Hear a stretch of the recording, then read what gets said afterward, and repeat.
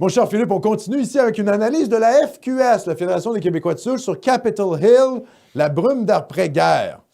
Alors, c'est un article qui détaille finalement ce qui s'est passé aux États-Unis. Très long article, je vous invite à le consulter. Je ne vais pas le lire au complet parce que ce sera beaucoup trop long à lire pour vous.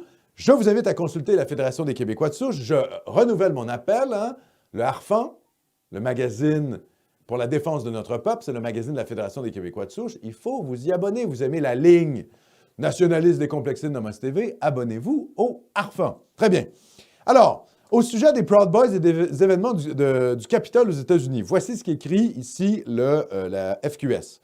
Faut-il rappeler que l'extrême gauche a perpétré de nombreux attentats en bonne et due forme ici même au Canada et aux États-Unis, sans jamais être inquiétés ou condamnés par la classe politique et médiatique. Et on rappellera que les Proud Boys ont été jugés comme un groupe terroriste au Canada, alors qu'ils n'ont jamais fait d'actes terroristes. L'extrême gauche, oui, par contre. En voici quelques exemples récents. Juillet 2010, attentat à la bombe contre un centre de recrutement des Forces armées canadiennes. Oui, 2 juillet, voilà, c'est l'article ici, 2 juillet 2010 à Trois-Rivières par la Résistance internationaliste. Juillet 2020, 7 voitures du SPVM incendiées sur le plateau Mont-Royal et revendiquées sur le site anarchiste Montréal Counter Info.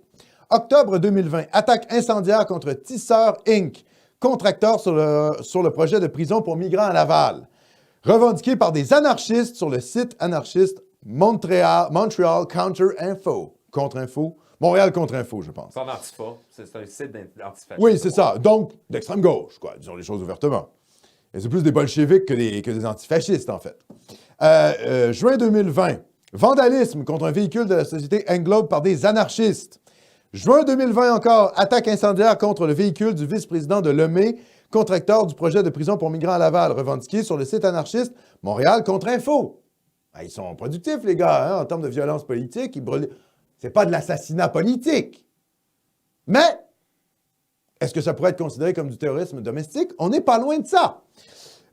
Juillet 2019, William Van Sprosson, un antifa, attaque à l'aide d'une bombe incendiaire et un fusil d'assaut un centre de détention d'immigration fédérale à Tacoma, dans l'État de Washington. Là, on est aux États-Unis. Oui, évidemment, ça. Qui vous parle de ça?